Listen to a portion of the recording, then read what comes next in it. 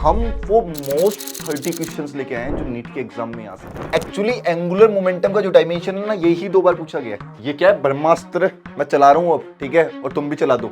बहुत कम चांसेस है पुली block problem आने के, जो हम बहुत ज्यादा करते हैं, बहुत ज्यादा हम लोगों ने प्रैक्टिस की है। बिल्कुल इजी क्वेश्चन आएगा, और क्या वो सीधे सीधे वो डॉट प्रोडक्ट पूछेगा। और मैंने यहाँ पावर का क्वेश्चन इसलिए लिया हूं क्योंकि 7 से 8 बार 7 to 8 टाइम्स रिपीट हुआ है क्वेश्चन पावर का। 10 क्वेश्चंस आपको इस लेक्चर से मिलेंगे और मैक्सिमम 45 भी हो सकते हैं। हेलो बच्चे लोगों, क्या हाल चाल, कैसे आप सब लोग। तो भैया नीट का एग्जाम आने वाला है, 30 डेज बाकी है, तो कैसा चल रहा है आप सब लोगों का, पहले तो ये बताइए। तो आज के सेशन के अंदर हम क्या नया लेके आए, तो बच्चा लोगों हम वो मोस्ट 30 क्वेश्चंस लेके आए हैं जो नीट के एग्जाम में आ सकते हैं। डेट मीन चमत्कार होने वाला है कि भैया वो 30 to 45 क्वेश्चंस प्लस कुछ टॉपिक्स, कि भैया कि अगर हम नीट के एग्जाम की बात करें तो मैंने पिछले 15 साल के पेपर उठा के देखे और मैंने देखा कि एनटीए या फिर पहले जो सीबीएसई जो एग्जाम करा रहा था उसमें जो सेम पैटर्न के क्वेश्चंस जो बार बार रिपीट हो रहे थे, आज हम उनकी बात करेंगे। और अब मैं इतनी गारंटी लेता हूं कि मिनिमम 10 क्वेश्चंस आपको इस लेक्चर से मिलेंगे और मैक्सिमम 45 भी हो सकते हैं। तो बच्चा लोगों डिस्कस करें। तो मैं लेके आया हूं चैप्टर वाइज सारे के सारे सभी notes, questions, most important topic, और केवल 1 आवर 30 मिनट्स के अंदर हम कंप्लीट करेंगे। तो लेक्चर बहुत अच्छा होने वाला है आज का। तो स्टार्ट करते हैं, चलो बच्चा लोगों। तो भैया पहला चैप्टर यूनिट एंड डायमेंशन, पहला चैप्टर यूनिट एंड डायमेंशन बहुत इंपॉर्टेंट चैप्टर है। हर साल 2 से 3 क्वेश्चन यहां से आते हैं, ठीक है ना। अगर हम एरर मिलाए तो यूनिट एंड डायमेंशन से 4 क्वेश्चंस भी आ सकते हैं। अगर हम एरर को मिले तो यूनिट और डायमेंशन से हम 4 क्वेश्चन भी आ सकते हैं। तो कंसेप्ट देखना, सबसे पहला कंसेप्ट क्या है कि भैया dimension formula of angular momentum. मैंने लिखा है dimension formula of angular momentum. Actually angular momentum का जो डायमेंशन है ना, यही 2 बार पूछा गया है। और सेकंड थिंग कि अगर मैं डायमेंशन पूछने की बात करूं तो आज तक 8 से 10 बार क्वेश्चन आए केवल डायमेंशन पूछने के ऊपर, कि आपसे डायमेंशन पूछ लेगा, वर्क का बता, एनर्जी का बता, टाइम का बता, एलसी सर्किट के टाइम कांस्टेंट का बता दे, आरसी का बता दे, एल बाई आर का बता दे, आर बाई एल का बता दे। तो इस टाइप के क्वेश्चन 7 से 8 बार आ चुके हैं। बहुत इंपॉर्टेंट टॉपिक है, बहुत इंपॉर्टेंट क्वेश्चन है। तो सबसे पहले एंगुलर मोमेंटम, तो हमें पता है एल इक्वल टू क्या होता है, दैट इज एमवीआर। याद है सबको, एल इक्वल टू क्या होता है बेटा, एमवीआर। तो एल इक्वल टू एमवीआर, तो केजी, तो एम1 हो गया, m1 हो गया, और L1 t-1 और R L1, तो M1 L2 t-1, date is ये बेटा डायमेंशन फॉर्मूला होगा। तो ऑप्शन मिला लो M1 L2 t-1, तो option number A is correct. क्या तुम लोगों को समझ में आया, क्या तुम लोगों को समझ में आया, क्लियर है। चलो सेकंड क्वेश्चन कैसे करते हैं, इधर देखो, तुम लोगों ने देखा होगा, if F force V velocity T time are taken as a fundamental units then dimension formula of mass, dimension formula of mass. तो देखना इस तरीके से, तो याद कर, ये कंसेप्ट एक तरीके से बताऊं तो कंसेप्ट मैंने कैसे बताया था कि भैया फोर्स का डायमेंशन क्या मान ले x, वेलोसिटी का डायमेंशन क्या मान ले y, और टाइम का डायमेंशन क्या मान ले z, और इसको लिख दे m1 l0 t0 के इक्वल, m1 l0 t0 के इक्वल, और इक्वेट कर ले। और नहीं तो सेकंड तरीका, बेटा देख, वेलोसिटी के अंदर मास नहीं है, टाइम के अंदर मास नहीं है, फोर्स के अंदर मास नहीं है, फोर्स के अंदर मास है, और मतलब मुझे फोर्स की पावर तो ओनली 1 चाहिए। अगर फोर्स की पावर 1 लेगा तो मास इंटू एक्सेलेरेशन, तो acceleration L1 minus T minus 2, और वेलोसिटी L1 t माइनस 1, ठीक है, और यहां पर टाइम t, ठीक है। तो देख, अगर इसकी पावर y है और इसकी पावर क्या है, वेट, अगर टाइम की पावर क्या है बेटा, t1 की पावर क्या है बेटा, z, तो मुझे साफ साफ पता लग गया कि भैया इसको L1 t-2 बनाना है। वेट देखना बेटा, फोर्स शॉर्टकट तरीका बता रहा हूं बिल्कुल, कि भैया कि फोर्स ये डायमेंशन तो क्या हो गया, m1 L1 t-2, पावर बाद में लिखेंगे, वेलोसिटी L1 t-1, ठीक है ना, टाइम t1। तो मुझे अगर कैंसिल आउट करना है भैया, कैंसिल आउट करना है, तो मुझे पूरा खत्म करना पड़ेगा ओनली मास के लिए। तो देख, अगर m1 रखना है तो x का वैल्यू तुझे 1 रखना पड़ेगा, तो L1 t-2। अगर इस -1 और इस +1 को खत्म करना है तो पहले से माइनस बनाना पड़ेगा, मतलब y की वैल्यू कितनी आ जाएगी बेटा, -1, और इसको -1 बनाना पड़ेगा, यस और नो, तो z की वैल्यू क्या हो जाएगी बेटा, -1। तो ऑप्शन नंबर सी करेक्ट हो जाएगा। शॉर्टकट तरीके से, वरना कंसेप्ट देख लेना, ये क्वेश्चन बार बार रिपीट होगा। ठीक है, अब देख अगला वाला कि भैया सीजीएस को एमकेएस में कन्वर्ट करना। यूनिट एंड डायमेंशन से तीन कंसेप्ट बहुत ज्यादा इंपॉर्टेंट है कि सीजीएस को एमकेएस में कन्वर्ट करना। तो उस तरीके से देख एक कंसेप्ट बताया था, याद हो तो, कि बेटा N1U1 कौन सा वाला कंसेप्ट बेटा याद है तुझे? याद है वो कंसेप्ट क्या था कि भैया N1U1 is equal to N2U2 होता है। तो याद रखना है इस कंसेप्ट को कि भैया बहुत इंपॉर्टेंट कंसेप्ट है और ये बहुत ज्यादा आने के चांसेस है, इसके बहुत ज्यादा आने के चांसेस है। और क्वेश्चन को मैं देखूं, क्वेश्चन को देखा बेटा मैं देखूं तो क्या कहना चाह रहा है कि भैया सीजीएफ में 4 ग्राम पर सेंटीमीटर क्यूब है। ठीक है ना, अगर मैं लेंथ की यूनिट 10 सेंटीमीटर और मास 100 ग्राम कर दूं, ठीक है ना, तो मुझे पता है 4 ग्राम पर सेंटीमीटर क्यूब, तो N14 ये ग्राम पर सेंटीमीटर क्यूब। और कहा कि भैया N2 मुझे निकालना है और ग्राम मास को कितना कर दूं। देख बेटा अगर मास को कितना कर दूं, कि मुझे क्या कहा गया बेटा कि मास का वैल्यू 100 ग्राम, ठीक है ना, और लेंथ का वैल्यू 10 सेंटीमीटर, तो यहां पर 100 ग्राम पर सेंटीमीटर क्यूब, तो 10 सेंटीमीटर क्यूब तो 10 की पावर 3 बोल तो 1000 सेंटीमीटर क्यूब। तो 0 0 0 0 ये 10 मल्टीप्लाई हो जाएगा। तो जो कंपेयर करेंगे N2 का वैल्यू कितना है बेटा, डेट इज 40। तो बेटा यहां से तीन क्वेश्चन आने के चांसेस है।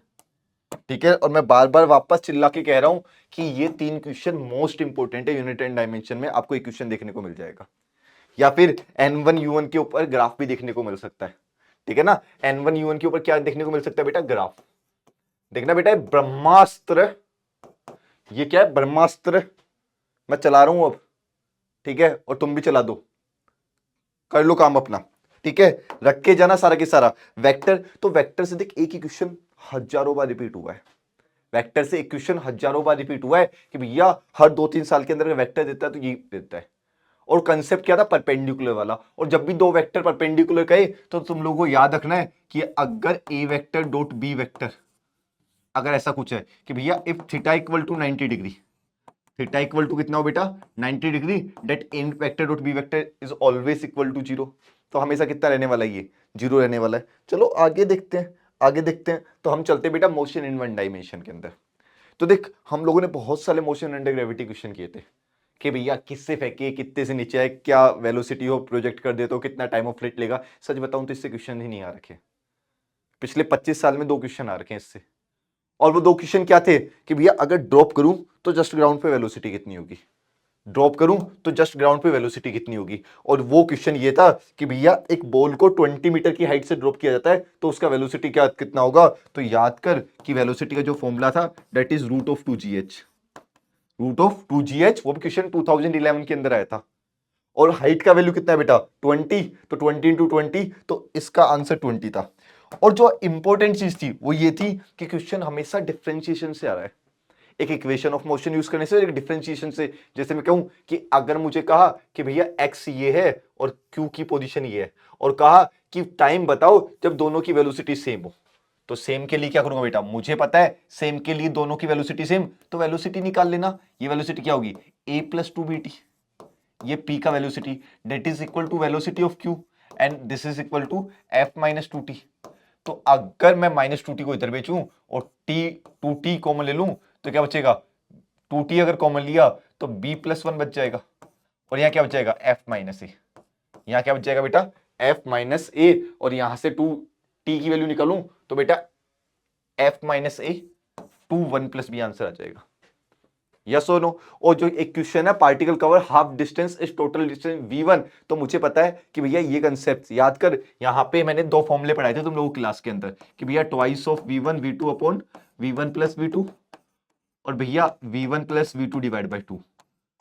कब होते हैं यूज, कब होते हैं कि बेटा यहां कब यूज होते हैं बेटा, याद है तुम लोगों को कि भैया एक तो दोनों में टाइम हाफ हाफ लगाओ, ठीक है, और दोनों में डिस्टेंस हाफ हाफ हो, और यहाँ डिस्टेंस हाफ हाफ हो रहा है, that mean twice of v1 v2 upon v1 plus v2 answer है। अगर मैं बात करूं मोशन इन 2D की, तो मोशन इन 2D बोले बोले तो प्रोजेक्टाइल मोशन वाला, प्रोजेक्टाइल मोशन वाला बोले तो याद कर द स्पीड। यहां पे 2 जगह क्वेश्चन आ सकते हैं, यहां पे 2 जगह क्वेश्चन आ सकते हैं। याद कर एक तो रिवरमैन और रेनमैन, ये कंसेप्ट अच्छे से पढ़ लेना। एक तो बेटा रिवरमैन एंड रेनमैन, और सेकंड कंसेप्ट बेटा प्रोजेक्टाइल मोशन, सेकंड कंसेप्ट बेटा प्रोजेक्टाइल मोशन। तो ये दो कंसेप्ट है जो तुम्हें बिल्कुल अच्छे से पढ़ने हैं और जहां से क्वेश्चन आने के बहुत ज्यादा चांसेस है, जहां से क्वेश्चन आने के बहुत सारे चांसेस है। भैया फॉर्मूला तक आज चेंज नहीं होगा, क्वेश्चन के अंदर डाटा चेंज हो तो देखा जाएगा, लेकिन फॉर्मूला बिल्कुल चेंज नहीं होगा, concept as it is same रहेगा।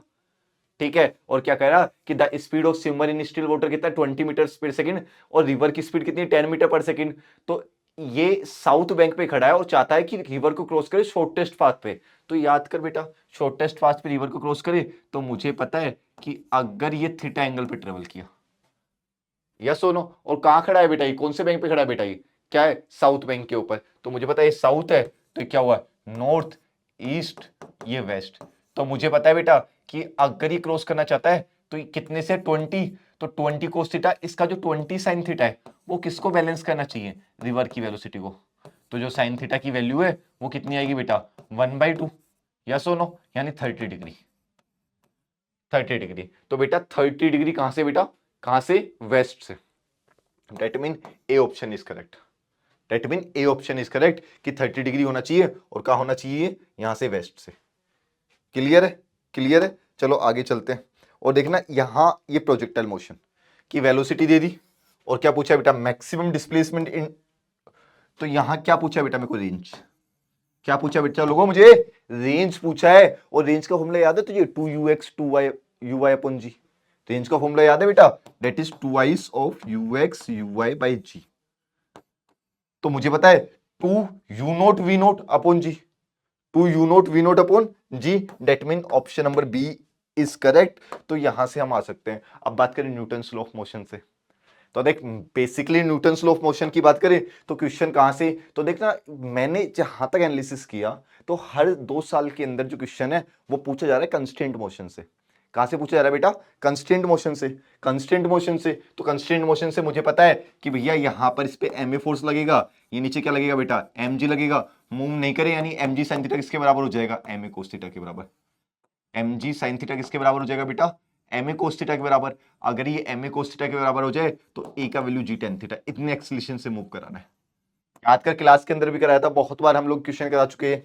क्लियर है, यस और नो। अगला देख, a body is mass 0.1 kg start moving in a viscous liquid with the velocity of 5 metre per second, it drag force is 10 की power -13, find the time where velocity become 1/10 metre per second. तो मुझे देख क्या पता है, मुझे ये पता है कि भैया इनिशियल वेलोसिटी कितनी है, राइट, मुझे पता है फाइनल वेलोसिटी कितनी है। ठीक है, अगर मुझे मास पता है और मुझे फोर्स पता है तो मैं क्या निकाल सकता हूं, एक्सलेशन, और यहां इक्वेशन ऑफ मोशन यूज होगी। बहुत कम चांसेस है पुली ब्लॉक प्रॉब्लम आने के, जो हम बहुत ज्यादा करते हैं, बहुत ज्यादा हम लोगों ने प्रैक्टिस की है ना। यहां से क्वेश्चन यहां आएगा। अगर हम सर्कुलर की बात करें तो सर्कुलर के अंदर एक 2-3 क्वेश्चन रिपीट हो रहे हैं। ठीक है ना, एक तो है बेटा कि भैया सेंटीपिटल एक्सलेशन वाला, ठीक है ना, हमेशा एक्सलेशन की बात करता है, या बैंकिंग ऑफ रोड की बात कर लेते हैं, या फिक्सन की बात कर लेता है। तो 2-3 फॉर्मूले हैं जो मुझे बार बार रटे हुए होने चाहिए कि भैया देखिए, कि भैया कितना, देखना यहां देखते ही मुझे याद आ गया कि मिनिमम फ्रिक्शन कितना रिक्वायर्ड है कि वो सेव कर सके। तो याद कर म्यू आर जी, याद कर कितना है, म्यू आर जी। और यहाँ कार का मास दे रखा है, ठीक है ना, रेडियस ऑफ कर्वेचर दे रखा है, फ्रिक्शन लॉस, ब्रेकिंग एंगल दे रखा है, ठीक है, स्पीड ऑफ कार्ड। तो याद करिए क्या होता है बेटा, टेन थीटा क्या होता है, V square by R G. Tan theta क्या होता है बेटा, V square by R G, और थीटा की वैल्यू 45 दे रखी है, डेट मीन वी स्क्वायर किसके बराबर होगा, आर जी के बराबर होगा। और वी का वैल्यू कितना है बेटा, वी का वैल्यू मुझे निकालना है, और आर कितना है, आर कितना है 90, और 0 900, तो वेलोसिटी कितना आ जाएगा बेटा, 30 मीटर पर सेकेंड। वेलोसिटी कितना आ जाएगा बेटा, 30 metre per second, date mean option number D correct.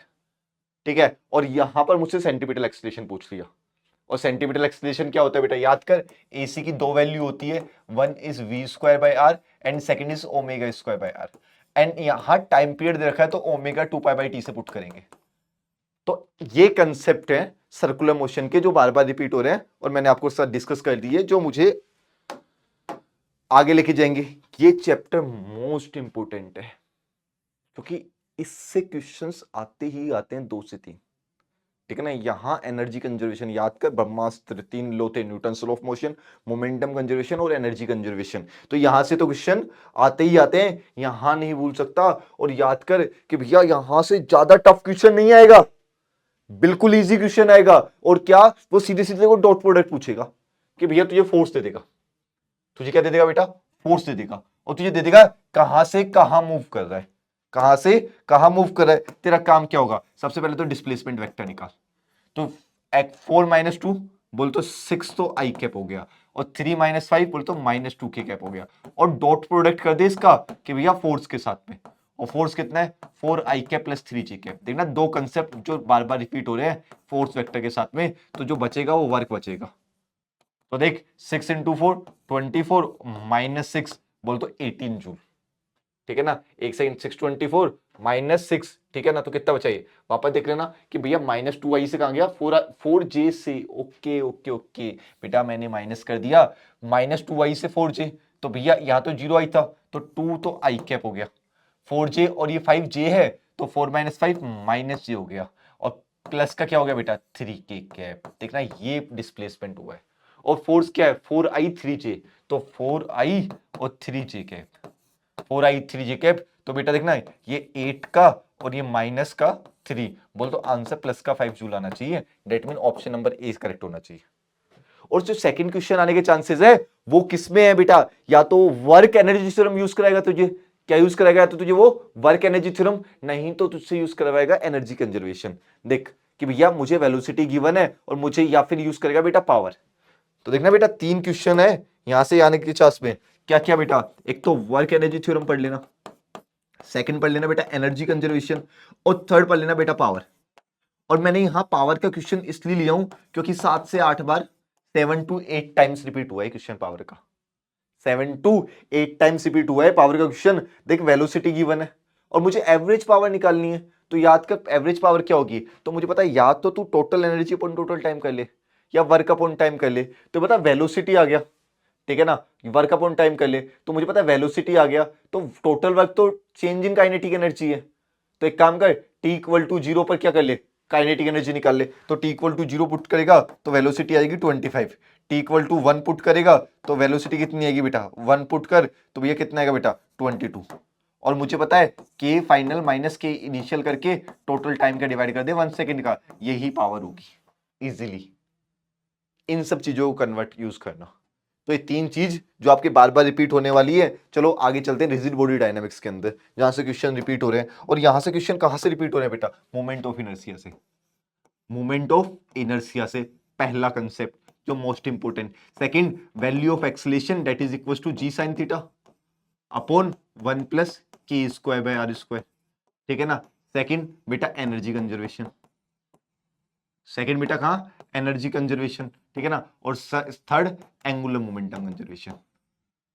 ये टॉपिक्स पढ़ के जाने बिल्कुल अच्छे से, ठीक है, ये टॉपिक पढ़ के जाने, इनके एटलीस्ट फॉर्मूले और ये चीजें लगानी आनी चाहिए। तो देखो ध्यान से कि भैया acceleration of solid sphere of rolling down incline the angle theta, एक विदाउट स्लीपिंग, ठीक है ना, and sleeping down the incline without rolling, ठीक है ना। तो एक तो विदाउट स्लीपिंग है भैया, मतलब डेट मीन इसका मतलब प्योर रोलिंग होना चाहिए।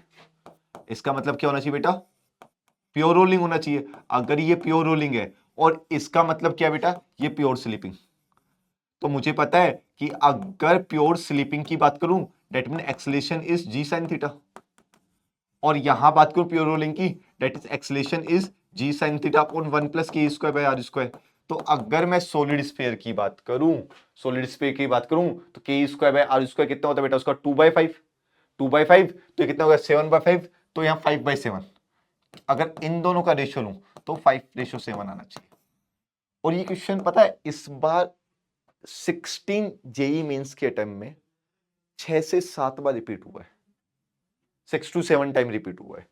और देखना second, a disc of radius R mass 100 kg rolls on a horizontal floor, its centre of mass speed 20 metre, how much work needed to stop. तो बेटा मुझे पता है वर्क तो चेंज इन काइनेटिक एनर्जी होता है, तो जितनी काइनेटिक एनर्जी होगी उतना ही वर्क करना पड़ेगा मुझे इसे रोकने के लिए। तो इसको सॉल्व करने के लिए काइनेटिक एनर्जी कैलकुलेट कर ले। और काइनेटिक एनर्जी कितनी होती है, ½ I⍵² plus ½ mv centre of मास का स्क्वायर। इस तरीके से बेटा हम इसको सॉल्व करके निकाल सकते हैं। तो ये एक तरीका है रिजिड बॉडी डायनेमिक्स को सॉल्व करने का, ये एक तरीका है रिजिड बॉडी डायनेमिक्स को सॉल्व करने का जो हम यहाँ सॉल्व कर सकते हैं। आगे बात करते हैं 11th के अंदर एक चैप्टर है हीट करके, 11th के अंदर एक चैप्टर बेटा हीट करके, तो इसे कैसे सॉल्व करेंगे। तो देखना हीट के अंदर जो बहुत बार क्वेश्चन आया है वो कहां से आया बेटा, स्टीफन्स लॉ से। और मुझे पता है कि टोटल जो एनर्जी होती है वो Q इक्वल टू क्या होती है, सिग्मा ई ए टी की पावर 4। याद कर क्लास के अंदर पढ़ाया था सिग्मा ई ए टी की पावर 4। और मुझे कहा कि स्टार, और मुझे पता है स्टार और सन्स तो सब ब्लैक बॉडी होते हैं, सन और एंड स्टार्स तो सब क्या होते हैं बेटा, ब्लैक बॉडी होते हैं। उनके लिए ई का वैल्यू कितना होगा 1, उनके लिए ई का वैल्यू कितना होगा बेटा, उनके लिए ई का वैल्यू अगर 1 करूं तो टेम्परेचर की वैल्यू Q बाई सिग्मा ए की पावर 1/4 होना चाहिए। और अगर प्योरली स्पेरिकल मान ले तो एरिया 4πr²। तो this one B is correct option, B is correct option. और सेकंड वाला देख ले, सेकंड वाला देख ले, तो मुझे सेकंड वाले में तो क्या कहा गया बेटा कि भैया power radiated by block B तो maximise energy of wavelength lambda nought. ठीक है ना। अब इसने क्या किया कि भैया कितना चेंज करे, टेम्परेचर में कितना चेंज करके वेवलेंथ 3 लैम्डा नोट बाय 4 हो जाए। तो मुझे पता है कि भैया अगर मैं कहूं लैम्डा नोट था, टेम्परेचर T था, अब कितना चाहिए 3 लैम्डा नोट बाय 4, तो टेम्परेचर कितना हो जाएगा T फाइनल। तो लैम्डा नोट से लैम्डा नोट तो ये कितना आएगा बेटा कि भैया 4/3 के इक्वल होगा।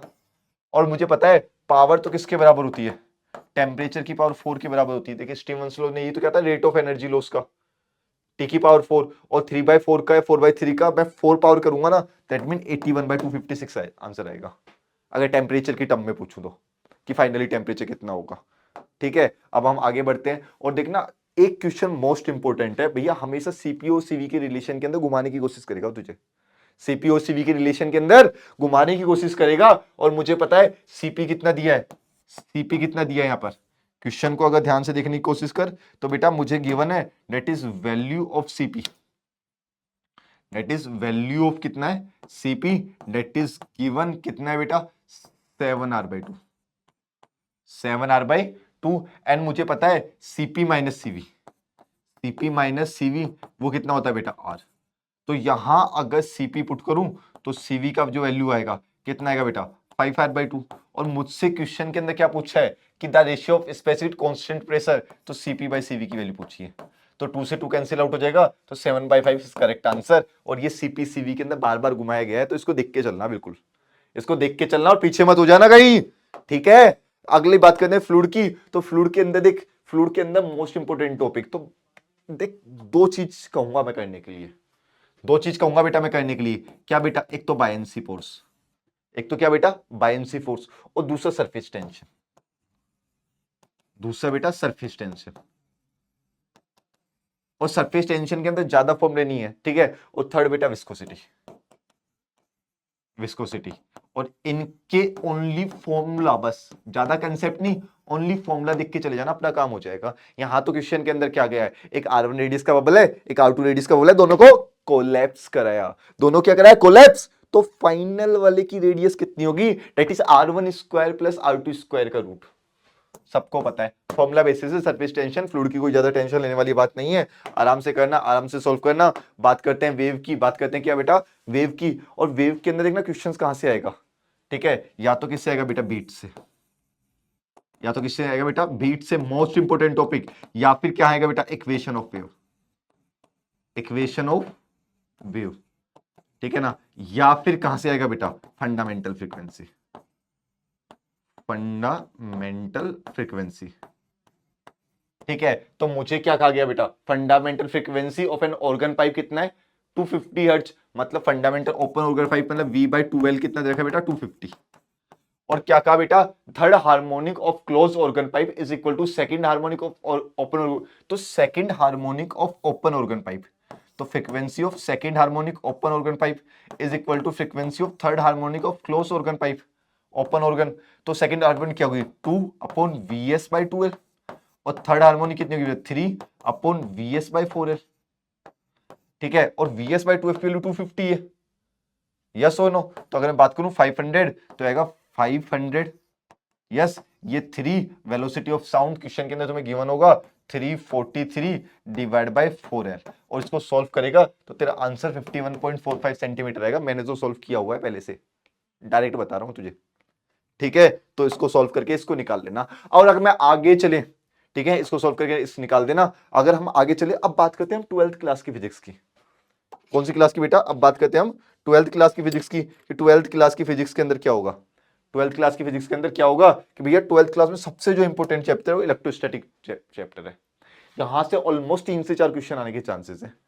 ठीक है, तो सबसे पहला जो सबसे ज्यादा चांसेस होता है वो होता है पोटेंशियल एंड पोटेंशियल एनर्जी का, कि वो वर्क से रिलेट करता है, पोटेंशियल एंड पोटेंशियल एनर्जी। और वो किससे रिलेट करने की कोशिश करेगा? वर्क से। किससे रिलेट करने की कोशिश करेगा? वर्क से।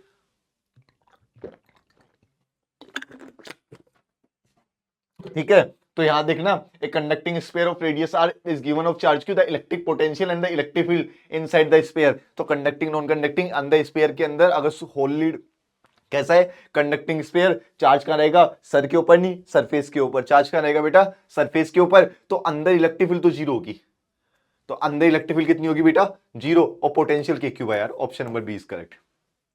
और सेकंड वाला क्वेश्चन कहां से आने की कोशिश करेगा? मेरे हिसाब से देख कि भैया 12 पिको कूलम में डिस्टेंस 10 सेंटीमीटर। देखना, ए charge of place at distance above the centre of A square of the radius 27, what is the magnitude of electric flux of the square through the square. तो इसने क्या कहा कि भैया एक centre से 10 सेंटीमीटर 20, तो देखना ये ऐसा कुछ था, यहां से देख कुछ इस तरीके से था, कुछ इस तरीके से था, और कहा इसके सेंटर से, इसके सेंटर से बिल्कुल यहां, मतलब देखना यहां इमेजिनरी क्यूब बन रहा है, तुझे दिखाई दे गया होगा। क्या बन रहा है बेटा? यहां पर इमेजिनरी क्यूब। क्या बन रहा है तुझे बेटा? यहां पे इमेजिनरी क्यूब। अगर यहां क्यू रखा है तो मुझे पता है इससे जो सरफेस फ्लक्स पास आउट होता है Q/4ε0 पास आउट होता है, और Q/4ε0 पुट करना। और यहां से देख क्वेश्चन देख, potential, potential energy, electric field due to dipole, ठीक है, और इलेक्ट्रिक फ्लक्स। ठीक है ना, बेसिक बेसिक क्वेश्चंस। ठीक है ना, और principle of super imposition, principle of super imposition. दूसरा, प्लेट की वजह से कितनी इलेक्ट्रिक फील्ड होगी। तो अगर मैं बात करूं यहां पर, यहां सिग्मा है, यहां सिग्मा है, तो इसकी वजह से कितना होगा? σ/2ε0। ठीक है ना, इसकी वजह से इधर ई होगी, इसकी वजह से इधर ई होगी, तो नेट इलेक्ट्रिक फील्ड कितनी आएगी? √2e, बोल दो σ/2ε0। और सिग्मा की वैल्यू कितना है? √2ε0। तो √2 से ε0, तो ओनली 1 न्यूटन पर कूलम आंसर बचेगा। और 2017 के अंदर रिसेंटली आया हुआ क्वेश्चन है। मतलब मैं ये नहीं बता रहा कि ये क्वेश्चन आएगा, मैं ये बता रहा हूं कि भैया प्लेट्स की वजह से इलेक्ट्रिक फील्ड के ऊपर क्वेश्चन आ सकता है। क्योंकि एग्जाम में जब इलेक्ट्रोस्टैट में इतने कंसेप्ट होते हैं, उसे गॉस लॉ के अलावा कुछ नहीं सोचता कि भैया चलो कहना गॉस लॉ के अंदर सॉलिड स्फीयर के अंदर नॉन कंडक्टिंग के अंदर इलेक्ट्रिक फील्ड पूछ लेते हैं ρr/3ε0, या फिर प्लेट्स की वजह से पूछ लेते हैं, या कंडक्टर के अंदर इलेक्ट्रिक फील्ड पूछ लेते हैं। तो इनसे अलावा कुछ और रिपीट नहीं कर पाएगा वो। ठीक है, जैसा कि अगर मैं बात करूं कि भैया एक लास्ट वाला, कि भैया 4 पॉइंट चार्ज है, ठीक है ना, corner of the square, the relation between Q and Q, the potential at the centre of square is zero. तो पोटेंशियल सेंटर ऑफ स्क्वायर पे कब हो सकता है कि भैया अगर सिमेट्रिक है तो टोटल चार्ज का समीशन जीरो होना चाहिए। तो -q 2q। तो देख -q, तो ये तो बचा प्लस का q, और ये बचा प्लस का q is equal to zero, तो q इक्वल टू माइनस का q। Option number C is correct. तो भैया इसी के साथ हम आगे चलते हैं अगले चैप्टर पे, कैपेसिटर। बहुत प्यारा चैप्टर, बहुत मजेदार चैप्टर। तो भैया यहां अगर मैं बात करूं इस चैप्टर के ऊपर, अगर मैं इस चैप्टर के ऊपर बात करूं, तो देख most important topic, energy stored, ठीक है, हीट। सेकंड, आरसी सर्किट की इक्वेशन के ऊपर डायरेक्ट क्वेश्चन। और थर्ड, कॉम्बिनेशन के ऊपर। ठीक है ना, ये 3 क्वेश्चन आ सकते हैं डायरेक्ट, सीधे सीधे 3 क्वेश्चन आ सकते हैं। तो भैया कहा कि वे 40 पिको फैराडे का है, 100 वोल्ट से चार्ज किया और डिस्कनेक्ट करके कनेक्ट कर दिया, कितने 4, तो कितना एनर्जी का लॉस होगा। तो एक बता, अगर मैं इसको कितना 100 वोल्ट से चार्ज करूं तो इसके बाद इनिशियल एनर्जी कितनी होगी। तो इनिशियल एनर्जी हाफ CV², तो हाफ 400, ठीक है ना, और V कितना है बेटा? 100 का स्क्वायर। और पिको है तो पिको है, बोलो 10 की पिको ही लिख लेता हूं डायरेक्ट, ठीक है ना, या फिर 10 की पावर -12 कर दे। ठीक है, तो यहां पे 4 और 2 6, तो कितना बचेगा भैया? 2 माइक्रोजूल, राइट, इनिशियल एनर्जी। और final energy of course initial energy से कम होगी, final energy of course initial, तो तुम अगर इसे दूसरे कैपेसिटर के साथ कनेक्ट करूंगा भी ना तो एनर्जी का लॉस होगा, तो मुझे साफ साफ दिख रहा है इससे कम तो एक ही एनर्जी है। ऑप्शन नंबर 1, मेरे को आगे निकालने की जरूरत ही नहीं पड़ा भैया। 2013 एम्स के अंदर क्वेश्चन पूछा गया था और ये वापस रिवाइज कर सकते हैं। अगर मैं आगे बात करूं एक और क्वेश्चन की, करंट इलेक्ट्रिसिटी, आगे बात करूं एक और क्वेश्चन बेटा करंट इलेक्ट्रिसिटी, तो करंट इलेक्ट्रिसिटी में बात करते हैं हम लोग, क्या बात करेंगे कि भैया यहां क्वेश्चन कहां से आएगा, तो देख मोस्ट इंपोर्टेंट क्वेश्चंस कि भैया बार बार बार बार बार बार जो पूछे जा रहे हैं ना क्वेश्चन, वो पूछे जा रहे हैं बेटा, देख ध्यान से बता रहा हूं कहां से पूछे जा रहे हैं, एमीटर वोल्ट मीटर से, ठीक है ना, इंस्ट्रूमेंट से आने के चांसेस हो रहे हैं, कॉम्बिनेशन ऑफ रेजिस्टेंस के अंदर आने के चांसेस हो रहे हैं, ठीक है ना, या फिर थ्योरेटिकल क्वेश्चन पूछे जा रहे हैं, जैसे कि मैं कहूं कि भैया कौन सा प्रोटेक्टिंग डिवाइस, अब प्रोटेक्टिंग डिवाइस है तो fuse switch inductor conductor, of course मुझे पता है प्रोटेक्टिंग है, तो प्रोटेक्टिंग है, पता है ना प्रोटेक्टिंग क्या होता है, ठीक है ना, जो प्रोटेक्ट करे, ठीक है ना, तो वो क्या है बेटा, फ्यूज है, वो क्या है बेटा, फ्यूज है। इधर देख, in the circuit of the reading of the volt meter और एमीटर, तो मुझे पता है बेटा वोल्ट मीटर को लगाया, ठीक है ना, तो कुछ ना कुछ रीडिंग कंडक्ट करेगा और एमीटर कुछ ना कुछ नापेगा, तो एमीटर तो क्या नाप रहा होगा बेटा, I1, यस और नो, ठीक है, और यहां इस ये V1 रीडिंग कर रहा होगा। अब देख इसने क्या किया, V2 के साथ में 10 ओम कनेक्ट कर दिया, और मुझे पता है V2 तो पहली इनफाइनाइट रेजिस्टेंस था, आइडियल वोल्ट मीटर, उसके साथ एक रेजिस्टेंस कनेक्ट कर दिया, क्या फर्क पड़ा, कुछ नहीं, इनफाइनाइट में कोई रेजिस्टेंस ऐड कर दिया, मतलब कोई फर्क नहीं पड़ा। नेट मीन अब भी वही रीडिंग रहेगी जो पहले रीडिंग रहने वाली है, that mean V1 equal to V2 and I1 equal to I2। तो याद रखना करंट इलेक्ट्रिसिटी जा रहे हो तो इंस्ट्रूमेंट अपने अच्छे से रहने चाहिए, कॉम्बिनेशन ऑफ रेजिस्टेंस अच्छे से रहना चाहिए, सेल्स अच्छे, सेल के फॉर्मूले अच्छे से रहने चाहिए। ये तीनों टॉपिक अगर हम करके जाते हैं तो बहुत अच्छी बात है। तो आगे चलते हैं, आगे चलते हैं, आगे चलते हैं मैग्नेटिक इफेक्ट ऑफ करंट के अंदर। तो याद करना मैग्नेटिक इफेक्ट ऑफ करंट, अगर तुझे याद है तो एक चीज ध्यान से याद रखना, और वो चीज क्या है बेटा, magnetic field due to current carrying wire. अगर मैं यहां बात करूं, मैं यहां बात करूं कि भैया क्या कहा गया बेटा मुझसे, कि भैया an arrangement of 3 parallel wire plane current carrying wire the same direction the figure magnitude of the force per unit length on the middle wire B. तो यहां पे पहले तो मैग्नेटिक फील्ड निकालना कितनी है, तो मुझे पता है इसकी वजह से मैग्नेटिक फील्ड बी इधर आएगी, इसकी अगर मैं कहूं यहां देखना, यहां अगर मैं बात करूं तो करंट बाहर आ रहा है, तो यहां जो बी आ रहा होगा इधर आ रहा होगा, और यहां बात करूं तो यहां बी कितना आ रहा होगा, इस साइड आ रहा होगा, तो मैग्नेटिक फील्ड कितनी बचेगी, √2b। और मुझे पता है जो फोर्स होता है वो ILB होता है, तो फोर्स पर यूनिट लेंथ की बात करूं तो I इंटू √2b होगा, I इंटू क्या होगा बेटा, √2b होगा, और √2b और b क्या है, mu naught I upon 2πd, mu naught I upon 2πd, और √2 से 2 कट गया, तो देख this one is correct answer. चलो आगे चलते हैं, आगे चलते हैं। अगर हम नेक्स्ट चैप्टर में घुसना चाहे तो वो है हमारा इलेक्ट्रोमैग्नेटिक इंडक्शन, बार बार EMF के क्वेश्चन पूछता है। तो यहां पर अगर मैं बात करूं तो देख फोर्स इक्वल टू QVB, पहला कंसेप्ट, ठीक है। सेकंड रेडियस ऑफ कर्वेचर, ठीक है ना, that is MV by QB, जो मुझसे पूछ सकता है, ठीक है। Third force equal to ILB, ठीक है। और एक most important concept solenoid, maximum 7 to 8 time questions solenoid से पूछे गए, ठीक है ना। बाकी क्वेश्चन इन कंसेप्ट से पूछे गए हैं। जैसे मैं बात करूं, देखना ये F फोर्स चल रहा है V इक्वल टू 1 सेंटीमीटर, तो मुझसे क्या कहा कि भैया टर्न कितने रखें इसमें, एक एक 800 turns coil of the effective area given है perpendicular to the magnetic field, इतने में रखा है on the plane of coil rotate, अगर कॉइल को इतना रोटेट कर दूं तो इतने सेकंड के अंदर, तो EMF कितना होगा, तो EMF तो क्या होता है बेटा, delta five by delta T. EMF कितना होगा बेटा, delta five by delta T, तो फाइव कितना होगा, टर्न कर रहा है कितना, 90 डिग्री, मतलब मैग्नेटिक फ्लक्स जीरो से कुछ ना कुछ हो रहा होगा, यानी कितना होगा, B into area NBA upon time कितना है, 0.1। अब देख अब देख अब देख कि भैया 800 टर्न है, ठीक है ना। मैग्नेटिक फील्ड कितनी है, 5 इंटू 10 की पावर -5, और एरिया कितना दे रखा है, 0.05, बोल दो 5 इंटू 10 की पावर -2, डिवाइड बाय टाइम कितना है, 0.1, इतना इंड्यूस EMF जनरेट होगा, ठीक है ना। और सेकंड वाला देख, ये डायग्राम इसका है, और क्या कह रहा है, ए वायर है जो स्लाइड कर रहा है two metallic conducting plate, separation कितना है, ये 1 मीटर सेपरेशन है इसका, ठीक है ना। और कितना फोर्स चाहिए to keep the wire moving with constant velocity, तो मुझे पता है सिर्फ फोर्स जितना पीछे लग रहा होगा वही तो चाहिए, और फोर्स कितना लग रहा होगा, ILB, और मुझे तो I कितना होगा, V/R, ठीक है ना। और मुझे पता है मैग्नेटिक फ्लक्स की बात करूं तो वो कितना होगा बेटा, BLV, तो I कितना होगा, V/R, तो V/R ILB, इतना फोर्स चाहिए। और EMF कितना होता है, BLV होता है, तो B square L square B L V velocity divide by resistance, इतना फोर्स चाहिए।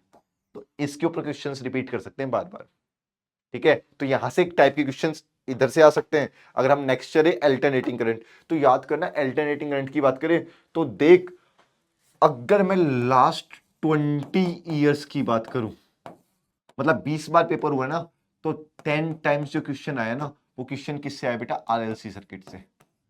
और उसमें से भी 4 से 5 बार पावर के ऊपर आया, उसमें से भी 4 से 5 बार किस पे आया बेटा, पावर के ऊपर। और मुझे पता है बेटा, पावर की बात करूं तो V square R M S, V R M S का जो स्क्वायर होगा डिवाइड बाय रेजिस्टेंस, और यहाँ V naught by root two, तो 200/√2, तो 200/√2 का स्क्वायर डिवाइड बाय आर।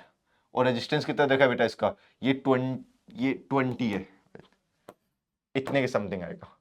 अब मैं बात करूं 200 का स्क्वायर तो कितना हुआ 400, ऊपर कितना हुआ 4, 1 2 3 4, और नीचे कितना रख दूं 20 इंटू 2 40, तो 0 से 0, तो answer 2000 volt. B option correct होना चाहिए।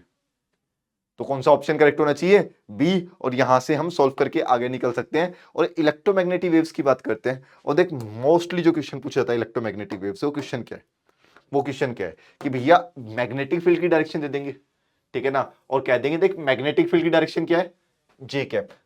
तो मुझे पता है E vector cross B vector जो होता है बेटा, वो क्या होता है, स्पीड ऑफ लाइट के बराबर।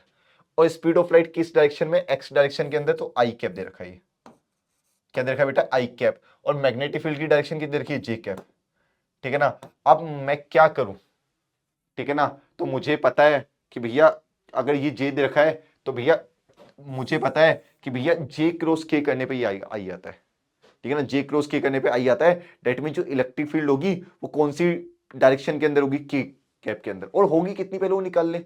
तो बी बाई सी कितना होगा बेटा, जो ई बाई बी का रेशियो होता है that is equal to C होता है, यस और नो। अब electric field equal to magnetic field, और मुझे पता है मैग्नेटिक फील्ड कितना 3 इंटू 10⁻⁵, तो electric field 3 into 10⁸ that is equal to 3 into 10⁻⁵, yes और नो, यस और नो। अब -5 करेंगे तो अगर मैं करूंगा इस तरीके से तो कितना आएगा, 9 इंटू 10⁻3 है ना।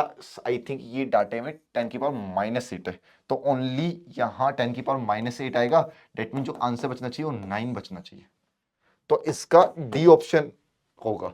और याद रखना कि भैया इसी टाइप से क्वेश्चन आ रहे हैं ईएम वेव्स के अंदर, ईएम वेव्स के अंदर इसी टाइप से क्वेश्चन आ रहे हैं। अगर मैं बात करता हूं अगले चैप्टर की रे ऑप्टिक्स की, तो रे ऑप्टिक्स की बात करूं तो रे ऑप्टिक्स में क्या क्या टॉपिक पढ़ने वाले हैं। तो पहला टॉपिक तो है टेलीस्कोप, पहला टॉपिक तो है टेलीस्कोप, कि टेलीस्कोप के ऊपर क्वेश्चन आएगा, ठीक है। और सेकंड है कि भैया प्रिज्म, सेकंड क्या है बेटा, प्रिज्म। तो इसने क्या बोला बेटा, मिनिमम एंगल ऑफ डेविएशन बताना है। It's the minimum deviation of the prism, the angle of minimum deviation. तो मुझे पता है एंगल ऑफ मिनिमम डेविएशन कब होगा, जब आई इक्वल टू ई हो जाएगा, इंसिडेंट एंगल और इमरजेंसी एंगल इक्वल हो जाएंगे।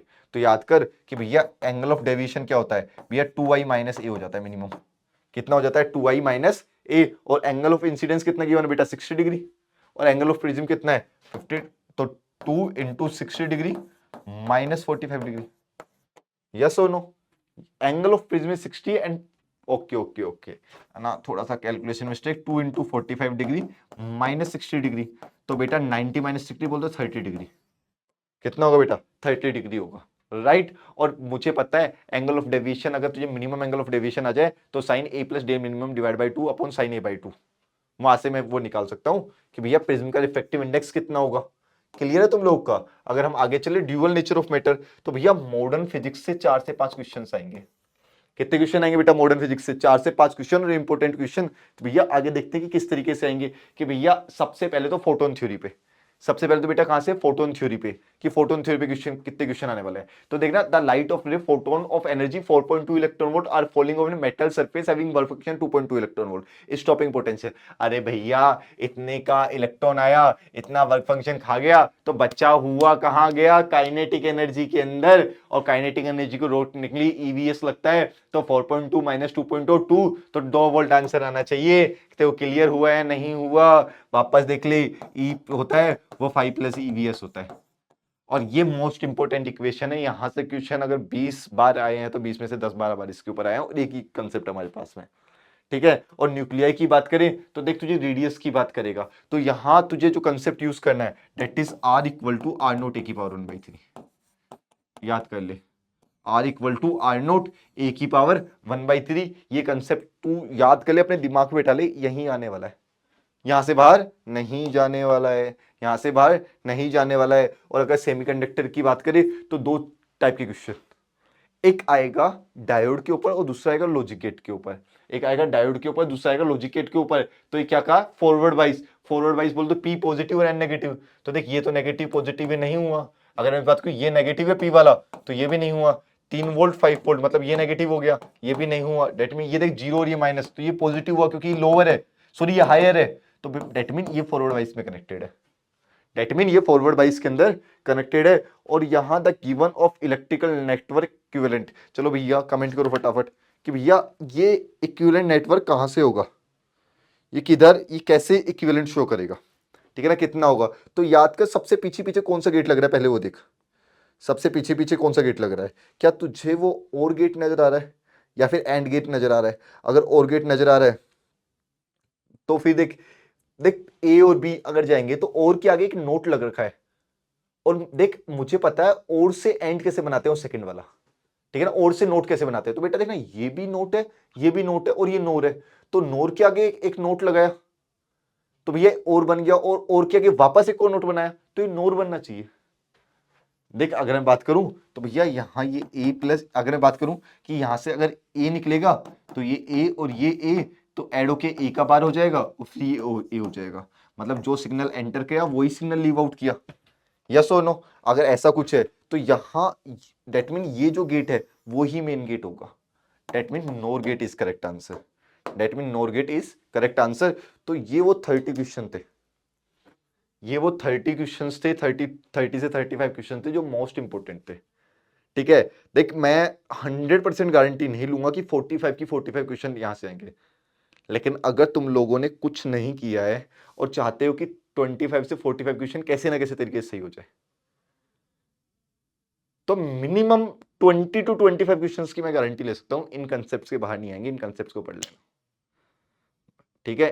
25 क्वेश्चन की मैं गारंटी लेता हूं कि एक लेक्चर के अंदर ही जो कंसेप्ट है इन कंसेप्ट से क्वेश्चन नहीं आएगा, ठीक है।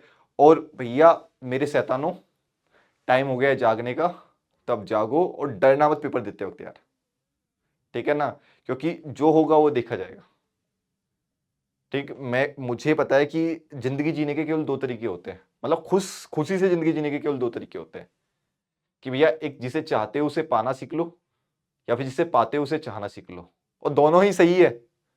डेट मीन या तो तुम जिसे जिसे चाहते हो, जो तुम्हारा एम है,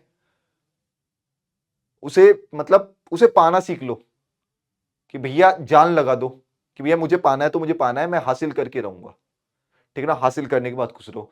दूसरा, अगर नहीं हो रहा है ना, नहीं होता है तो तुम्हारे पास जो है उसके साथ खुश रहो, और यही मेन मोटिव है लाइफ का, ठीक है।